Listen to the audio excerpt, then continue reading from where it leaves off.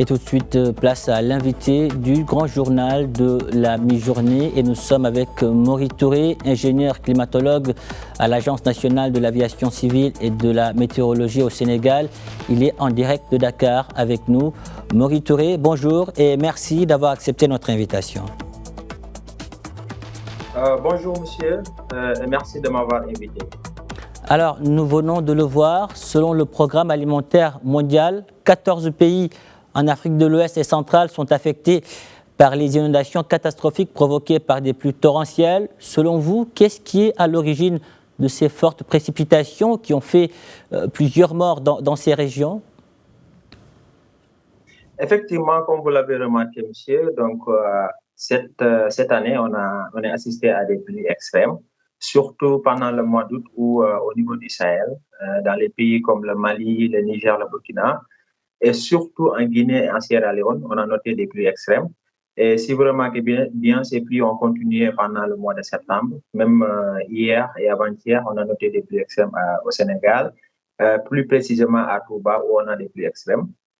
On a reçu 140 millimètres pendant 4 temps et qui a occasionné des inondations terribles dans cette ville, qui est une ville religieuse au Sénégal. Et qu'est-ce qui en est à l'origine?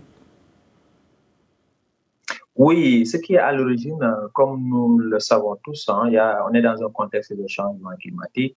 Donc, les paramètres climatiques ont changé et puis on a tendance à avoir des événements extrêmes comme les vagues de chaleur, ça veut dire la chaleur extrême et les pluies extrêmes dans certaines régions. Et maintenant, ce qui a causé un peu ce phénomène-là de manière synoptique, c'est qu'on avait un vortex en basse couche et ce vortex, on l'avait situé également au niveau des hautes altitudes.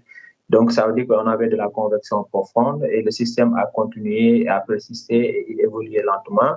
Raison pour laquelle, à chaque fois quand il est quelque part, comme ça, il dure, il va occasionner des pluies extrêmes.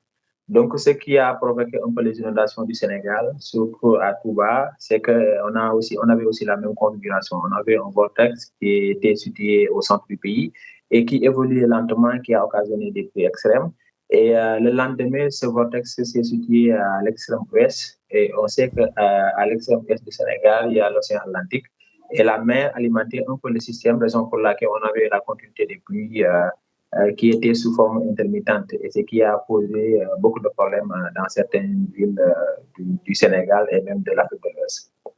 Aujourd'hui, Maury Touré, ce qui inquiète, c'est l'abondance, pour ne pas dire la violence de ces pluies. Vous l'avez dit, elles sont un peu liées au changement climatique, mais à partir de quel moment ou à partir de quel volume peut-on exactement dire que c'est lié aux effets du changement climatique? Au fait, d'abord, c'est pas parce qu'on a des pluies extrêmes, automatiquement on dit que c'est le changement climatique. Les scientifiques, ils ont déjà démontré l'existence du changement climatique en regardant un peu l'évolution des tendances depuis 30 ans en avant. L'évolution que ce soit les tendances climatiques, je veux dire l'évolution de la pluie, l'évolution de la température et l'évolution d'autres paramètres climatiques. Qu'est-ce que nous avons remarqué?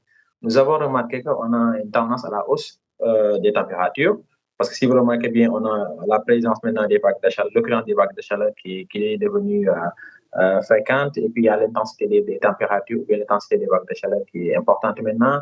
Et en ce qui concerne la précipitation, qu'est-ce que nous avons remarqué? On a remarqué qu'il y a certaines régions où on a des pluies extrêmes, ça veut dire qu'on peut avoir 200 à 300 mm pendant quelques heures, ce qui est énorme, parce que ça ne va pas laisser le sol d'absorber toute cette pluie. Et puis, parfois, on peut rester des jours ou des semaines sans pour autant avoir de la pluie. Ça veut dire qu'on peut rester très longtemps sans avoir de la pluie, on peut avoir de la pause ou bien une accalmie totale, ce qui est souvent extrême. Parce que pour les agriculteurs, on a beaucoup plus besoin de la pluie, mais une pluie régulière.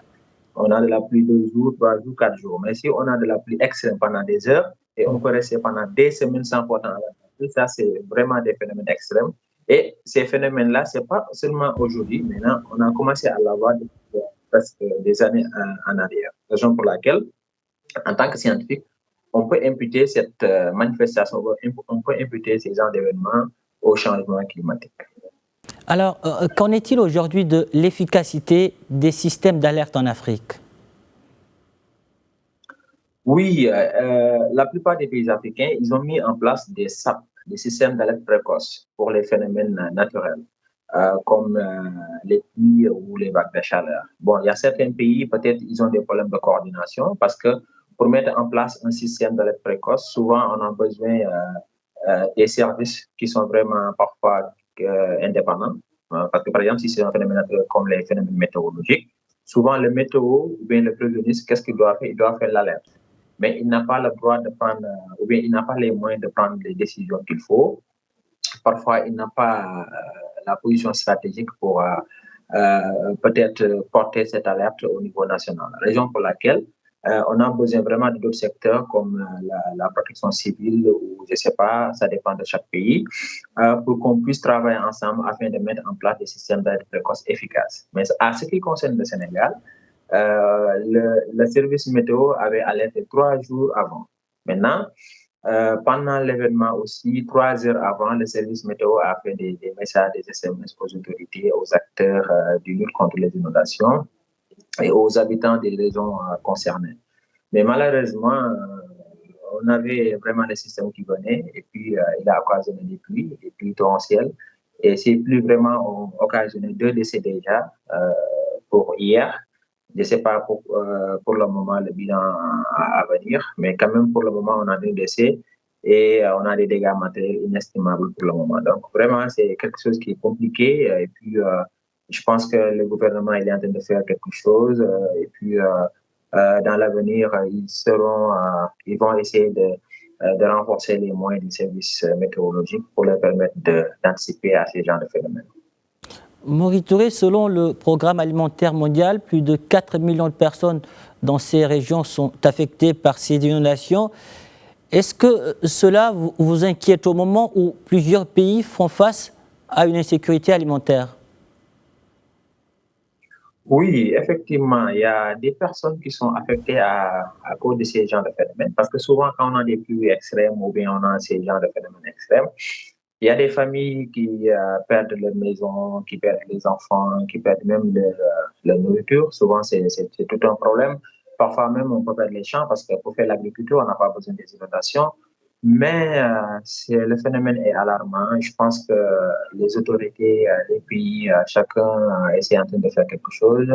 Aussi, les organisations, ils continuent toujours à appuyer les pays. Mais quand même, je pense que ce qui est essentiel, c'est de renforcer les services, hein, que ce soit les services de secours, que ce soit les services scientifiques, et aussi de renforcer la recherche afin de comprendre un peu pourquoi on a actuellement ces genres d'événements et puis essayer de voir comment on pourra anticiper, comment on peut mettre en place d'autres systèmes de prévision qui seront beaucoup plus efficaces parce qu'on est en train de faire des prévisions. Quand on fait la prévision, on sait qu'on peut avoir des erreurs. Mais essayer d'intégrer d'autres méthodes, d'autres outils qui pourront aider, surtout les radars, par exemple, qui peuvent aider sur la prévision immédiate, le nowcasting, afin qu'on puisse alerter et aussi dire exactement quelle quantité de pluie qu'on peut avoir pour cette pluie qui va venir dans les heures à venir. Nous avons parlé de l'insécurité alimentaire qui touche ces régions. Aujourd'hui, quelles mesures prendre, selon vous, pour lutter contre la destruction de vastes étendues de terre? Comment les anticiper? Quelles mesures, disons, prendre pour protéger les agriculteurs et les consommateurs aussi? Pour protéger, bon, moi je l'ai dit même pour protéger l'ensemble de la population parce que c'est tout un problème. C'est pas seulement un problème qui affecte les agriculteurs, par exemple. Parce que ces genres de problèmes, comme les inondations, je pense que ce qu'on doit faire en premier lieu, c'est d'abord secourir les gens qui ont déjà des problèmes. Et après, essayer de proposer des solutions structurelles, c'est-à-dire essayer de regarder encore l'urbanisation, essayer encore de regarder la manière de faire des canalisations, ça veut dire l'assainissement, essayer de renforcer les services météorologiques, mais surtout de mettre en place tous les outils nécessaires pour anticiper à ces phénomènes. Parce que, comme je l'ai dit au début, il y a d'abord le changement climatique, donc ces phénomènes vont encore venir et revenir. Parce que si on regarde bien pour le cas de Touba, on a reçu 140 mm. On n'a jamais reçu 140 mm à Touba.